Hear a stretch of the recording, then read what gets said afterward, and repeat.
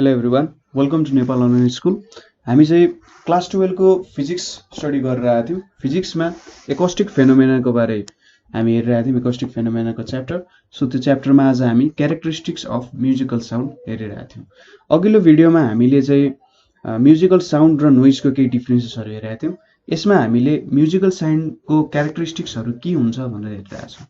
So तीनटा fundamental characteristics हुन्छ, pitch हुन्छ, अर्को कुरा भनेको लाउडनेस अर इन्टेन्सिटी हुन्छ, लाउडनेस अर इन्टेन्सिटी हुन्छ, र तेस्रो भनेको चाहिँ के हुन्छ त क्वालिटी अर टिम्बर हुन्छ है। यसलाई चाहिँ क्वालिटी अर टिम्बर भनेर भन्छ।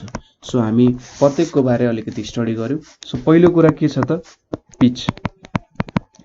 पिचलाई चाहिँ सिम्पल भाषामा डिफाइन गर्दाखेरि यो एउटा shrillness or sharpness of sound भनेर भन्छ। श्रिलनेस अर सार्पनेस कति छ त भनेर भनिन्छ। कुनै साउन्डको पिच धेरै हुनुको मतलब एकदम तीखो आवाज हुन्छ। जस्तै तपाईँले मस्किटोहरूको आवाज सुन्नुभएको छ नि, मस्किटोहरूको आवाज के हुन्छ त एकदम सार्प हुन्छ, तीखो हुन्छ हैन। एउटा बच्चा कराएको आवाज पनि एकदम तीखो खालको आवाज हुन्छ। लेडिजहरूको आवाज पनि जेनरली तीखो आवाज हुन्छ हैन। सार्पनेस कम हुनु भनेको तीखो कम हुनु हो। जस्तै मेलहरूको आवाजमा तीखोपन कम हुन्छ। कुनै अब एकदमै ठुलो मेसिन चलिरहेछ भने त्यसको पनि पिच कम भइरहेको हुन्छ। र पिच भनेको चाहिँ एउटा जेनरली लिसनरमा डिपेन्ड हुन्छ, लिसनरमा डिपेन्ड हुन्छ पिच भन्ने कुरा है।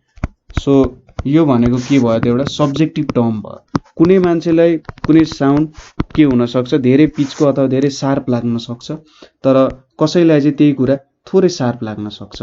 अब पिचको एक्ज्याक्ट फर्मुला हामी भेट्न सक्दैनौँ हैन। पिच भनेको एउटा सब्जेक्टिभ कुरा हामीले भन्न सक्यौँ।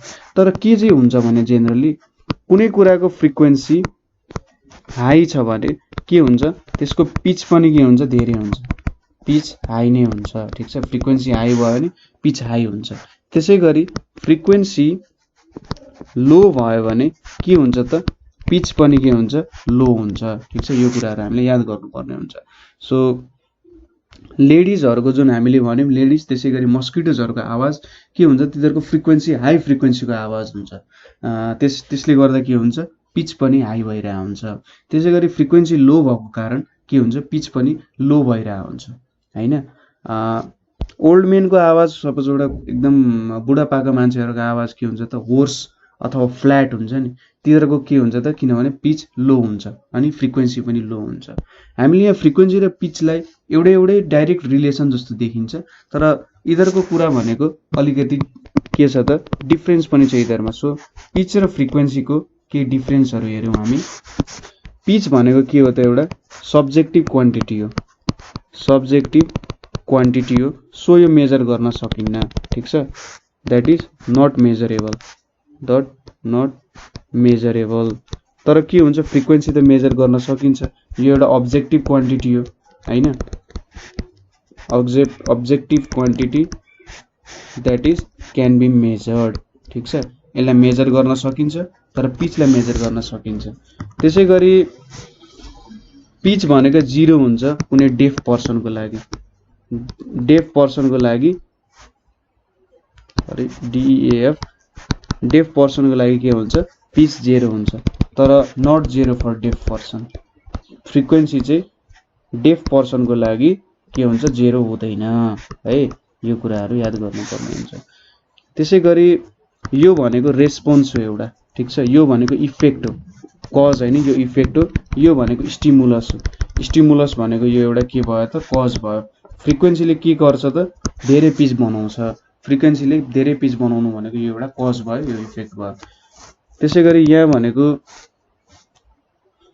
यति नै डिफ्रेन्सहरू हुन्छ जेनरली। अर्को डिफ्रेन्सेसहरू त्यति साह्रो भाइबल डिफ्रेन्सेस, मिल्ने खालको डिफ्रेन्सेस हुँदैन, तर जेनरली पिच र फ्रिक्वेन्सीमा हुने डिफ्रेन्सेस यो हो। तर के छ त पिच चाहिँ फ्रिक्वेन्सीमा डिपेन्ड हुन्छ है भन्ने कुरा हो। त्यसै गरी अर्को हामीले के भन्यौँ त प्रपर्टी भनेको लाउडनेस पनि छ। साउन्डको लाउडनेस पनि एउटा प्रपर्टी हो, र यो पनि एउटा सब्जेक्टिभ क्वान्टिटी हो। यसको सबसे राम्रो एक्जाम्पल भनेको म्युजिकमा हामीले के लिन्छौँ त मेटल म्युजिक। मैले अघिल्लो भिडियोजहरूमा पनि भनेको थिएँ। अब के हुन्छ त भन्दाखेरि कसैलाई मेटल म्युजिक, लाउड म्युजिकहरू मनपर्छ हैन। ठिकै छ, थोरै लाउड छ। मेटलमा पनि अब हेभी मेटल, ब्ल्याक मेटलहरू के डिफ्रेन्ट टाइप्स अफ हुन्छ। कसैलाई हेभी मेटल होइन ठिकै लाउडनेस रहेछ भन्ने हुन्छ, कसैलाई ब्ल्याक मेटल यो ठिक छ भन्ने हुन्छ। तर ब्ल्याक मेटल सबैलाई मनपर्छ भन्ने त छैन। सो लाउडनेस पनि एक प्रकारको सब्जेक्टिभ सेन्सेसन हो। लाउडनेस केमा डिपेन्ड गर्छ त भन्दा depends on intensity of sound. हामी इन्टेन्सिटीको बारे एकैछिनमा हेरिहाल्छौँ। इन्टेन्सिटीमा डिपेन्ड गर्छ and sensitiveness of listener's ear. सुन्ने मान्छेमा पनि के हुन्छ त यो कुरा डिपेन्ड हुन्छ है, मान्छेले कस्तो खालको साउन्ड सुन्न रुचाउँछ भन्ने कुरामा डिपेन्ड गर्छ। इन्टेन्सिटी भनेको के हो त, इनर्जी फ्लोइङ, ठिक छ, यो चाहिँ एउटा अब्जेक्टिभ क्वान्टिटी हो। इनर्जी फ्लोइङ पर सेकेन्ड, ठिक छ, energy flowing per second per unit area. कुनै एउटा युनिट एरिया छ, यो युनिट एरियाबाट कति इनर्जी फ्लो भइरहेछ पर सेकेन्ड भनेर हामीले लियौँ भने त्यसले के दिन्छ त, इन्टेन्सिटी दिन्छ। अब लाउडनेस इन्टेन्सिटी धेरै भयो भने लाउडनेस धेरै हुन्छ। जब कुनै सिङ्ग गर्जिन्छ नि, सिङ्ग गर्जिँदा कति लाउड साउन्ड हुन्छ। सो के बुझ्नुपर्छ भने एकदमै धेरै इनर्जी आइरहेछ भनेर बुझ्नुपर्ने हुन्छ। उसको मुख, सिङ्गको मुख एरिया भयो, त्यो एरियाबाट पर सेकेन्ड धेरै इनर्जी फ्लो भइरहेछ। सो के भयो त, इन्टेन्सिटी बढ्यो, इन्टेन्सिटीले लाउडनेस पनि बढाउँछ। कोही एकदम थोरै इनर्जीले बोलिरहेछ अरे, एकदम सुमधुर गाना गाइरहेछ भने के हुन्छ त, उसले थोरै इनर्जी युटिलाइज गरिरहेछ, पर सेकेन्ड थोरै इनर्जी फ्लो भइरहेछ आउटसाइड। सो इन्टेन्सिटी कम हुने भयो र लाउडनेस पनि के हुने भयो त, कम हुने भयो। तर लाउडनेस हामीले एक्ज्याक्टली कहिले पनि मेजर गर्न सक्दैनौँ, किनभने मेजरेबल क्वान्टिटी नै अब्जेक्टिभ क्वान्टिटी हो। तर के हुन्छ भन्दाखेरि यो के कुरामा डिपेन्ड गर्छ। इन्टेन्सिटीमा डिपेन्ड हुने भएपछि के हुन्छ त, जसरी हाम्रो पिच चाहिँ फ्रिक्वेन्सीमा डिपेन्ड हुन्थ्यो नि, फ्रिक्वेन्सी धेरै भयो पिच धेरै हुन्छ। लाउडनेसमा पनि के छ त, इन्टेन्सिटीको कुरामा डिपेन्ड गर्छ। सो लाउडनेस के कुरामा डिपेन्ड हुन्छ भनेर हेरौँ हामी। लाउडनेस डिपेन्ड्स अन, पहिलो कुरा त एम्प्लिट्युड अफ भाइब्रेसन, ठिक छ, के कुरामा डिपेन्ड हुने रहेछ, एम्प्लिट्युड अफ भाइब्रेसनमा डिपेन्ड हुने रहेछ। सो धेरै एम्प्लिट्युडमा भाइब्रेट भइरहेछ, सपोज मैले एम्प्लिट्युड ए भनेर लेखेँ भने, एम्प्लिट्युड धेरैमा भाइब्रेट भइरहेछ भने हाम्रो लाउडनेस पनि धेरै हुन्छ। थोरै एम्प्लिट्युडमा भाइब्रेट भइरहेछ भने लाउडनेस पनि के हुन्छ त, थोरै हुन्छ। यो कुराहरू हो। त्यसै गरी अर्को भनेको मोसन अफ मिडियम। आखिरी हाम्रो साउन्ड ट्राभल हुने त एउटा मिडियममा हो होइन। मिडियम जति धेरै इलास्टिक हुन्छ त्यति धेरै के हुन्छ त, साउन्ड चाहिँ राम्ररी ट्राभल गर्न सक्छ। सपोज हामीले साउन्ड यो डिरेक्सनमा दिइरहेछौँ, यो डिरेक्सनमा ट्राभल गरिरहेछ, अथवा हाम्रो साउन्ड चाहिँ लेफ्ट टु राइट ट्राभल गरिरहेछ, के भइदियो त, अर्को अपोजिट डिरेक्सनबाट विन्ड आइदियो, द्याट इज राइट टु लेफ्टमा विन्ड आइदियो भने के हुन्छ त भन्दा लाउडनेस त डिक्रिज हुने भयो, किनभने विन्डले गर्दा के हुन्छ त, यसलाई डिक्रिज गरिदिने काम गर्छ, ठिक छ। जुन डिरेक्सनमा साउन्ड प्रोपागेट भइरहेछ त्यसको अपोजिट डिरेक्सनबाट विन्ड आइरहेछ भने के हुन्छ, त्यसले त्यो साउन्डलाई कम्ती बनाइदिने काम गर्छ, इनर्जी डिक्रिज हुन्छ नि त, किनभने विन्डलाई छेडेर जानुपर्ने छ। त्यो विन्डलाई छेडेर जान त केही अमाउन्ट अफ इनर्जी त खर्च हुन्छ साउन्डको। सो यसको मतलब के भयो त, यहाँनिर हाम्रो लाउडनेस डिक्रिज हुन्छ। तर जुन डिरेक्सनमा विन्ड बगिरहेछ त्यही डिरेक्सनमा साउन्ड गयो भने के हुन्छ त, हाम्रो लाउडनेस डिक्रिज हुन्छ, किनभने त्यो विन्डले के गर्छ, हाम्रो साउन्डलाई अगाडि ठेल्ने काम गर्छ र यसको कारण के भइदिन्छ त, इनर्जी लस हुँदैन र धेरै साउन्ड चाहिँ थाहा पाउन सकिन्छ, अथवा लाउडनेस डिक्रिज भयो। नेक्स्ट कुरा भनेको presence of other bodies. Presence of other bodies, suppose तपाईँ र तपाईँको साथी कन्भर्सेसन गरिराख्नु भएको छ, सपोज एउटै रुममा साइड टु साइड कन्भर्सेसन गरिराख्नु भएको छ, त्यहाँ बिचमा केही पनि छैन भने तपाईँले एकअर्काको आवाज मजाले सुन्न सक्नुहुन्छ। सपोज यहाँ तपाईँ हुनुहुन्छ र यहाँ तपाईँको साथी छ है, यहाँ बिच केही पनि छैन भने मजाले सुन्नुहुन्छ। सपोज यहाँनिर मैले एउटा वाल लगाइदिएँ अरे, वाल लगाइदिएँ भने अब के हुन्छ, साउन्ड अलिक सानो हुन्छ, अर्को वाल पनि थपिदिएँ भने झन् सानो हुन्छ। यसरी मैले के गर्छु त, अरू बडिजहरू राखिदिएँ भने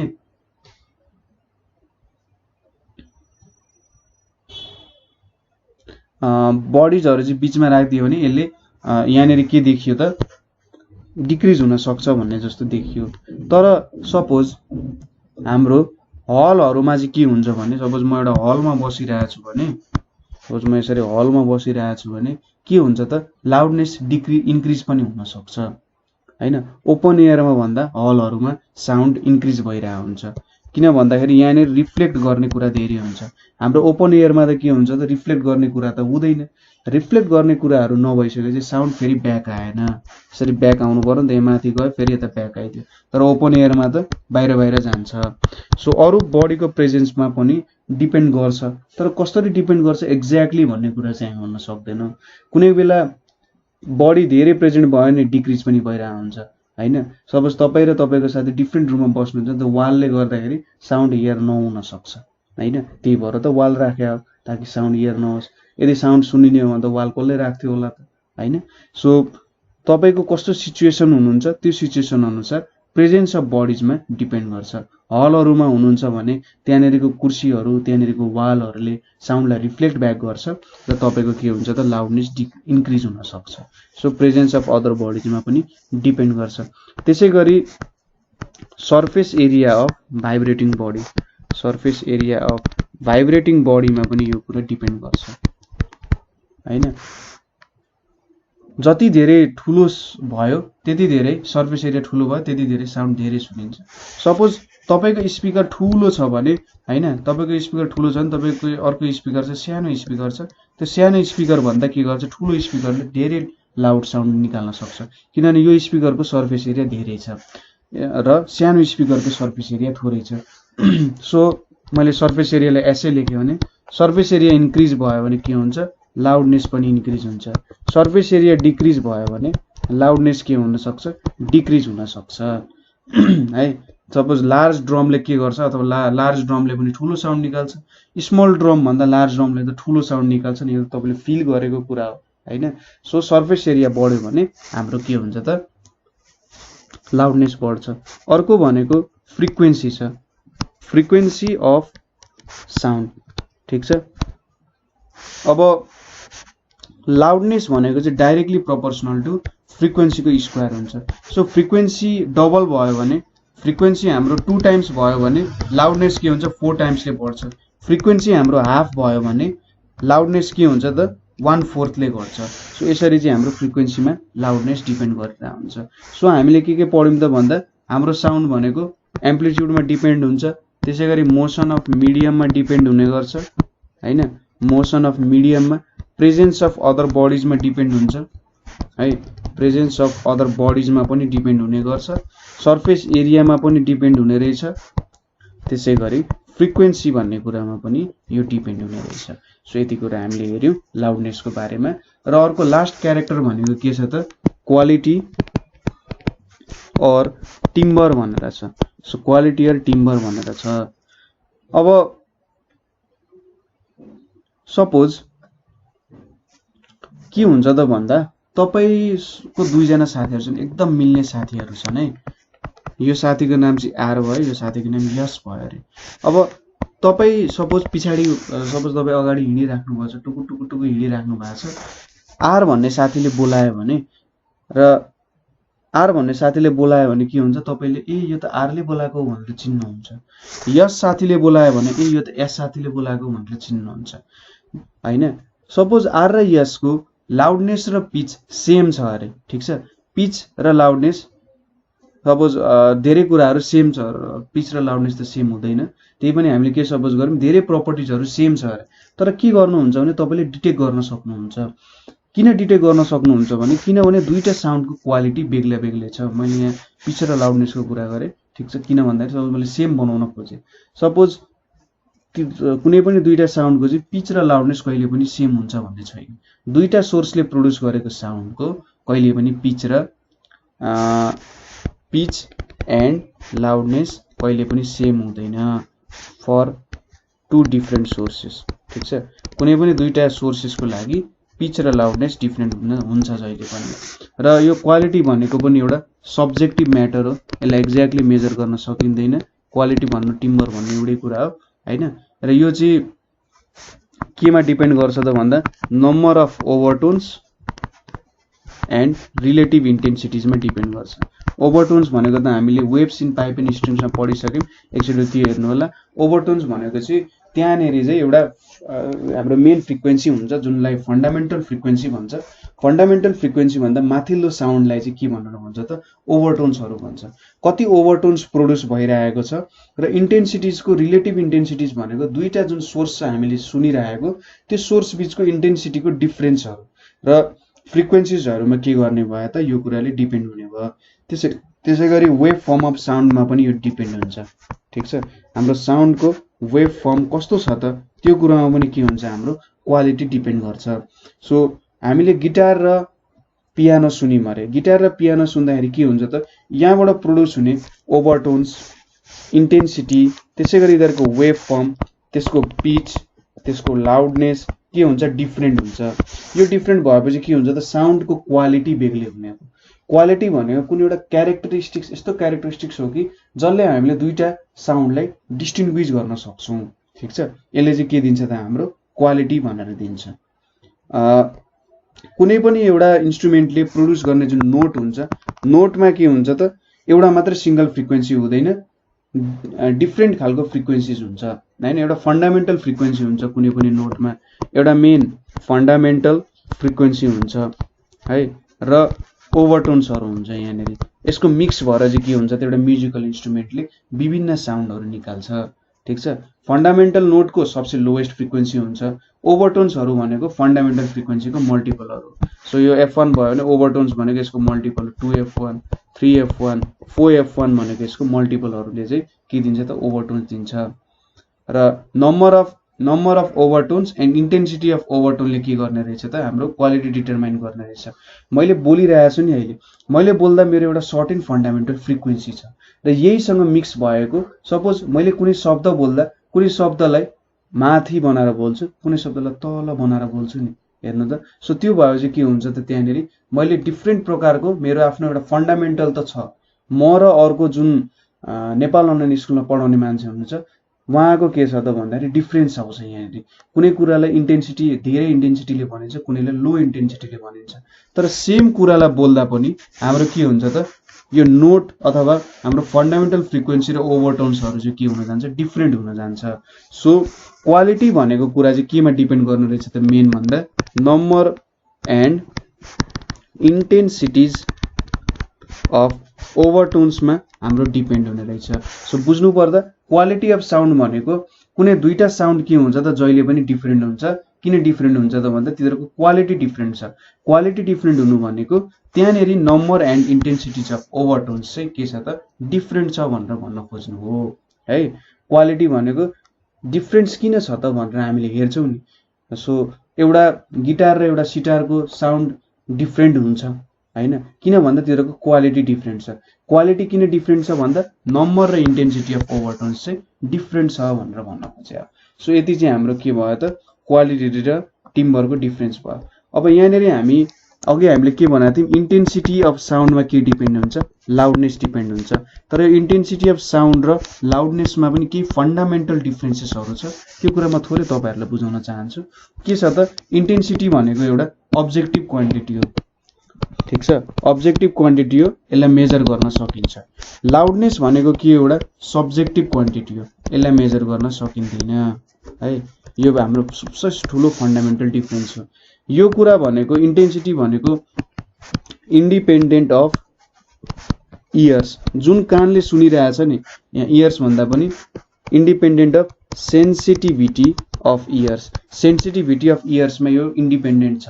यहाँनिर फिजिकल क्वान्टिटी हामीले कति इनर्जी दिन्छौँ, कुन एरियाबाट हामीले निकालिरहेछौँ भन्ने कुरामा डिपेन्ड गर्छ।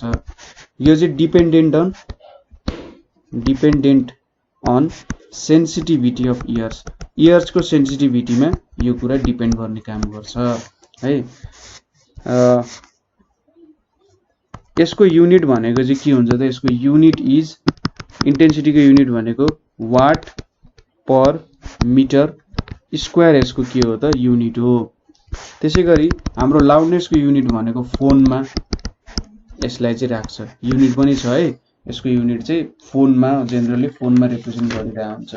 सो धेरै फोन हुनु भनेको के हो त भन्दाखेरि जे होस् ऊ मान्छे चाहिँ खतरा छ भन्न खोजे होइन। धेरै फोन हुनु भनेको उसको लाउडनेस धेरै छ भन्न खोजे। थोरै फोन हुनु भनेको हाम्रो इयरले के भन्छ त यसको फोन धेरै छ भन्नुको मतलब के हो त, यसको लाउडनेस चाहिँ धेरै छ है भन्न खोज्यो।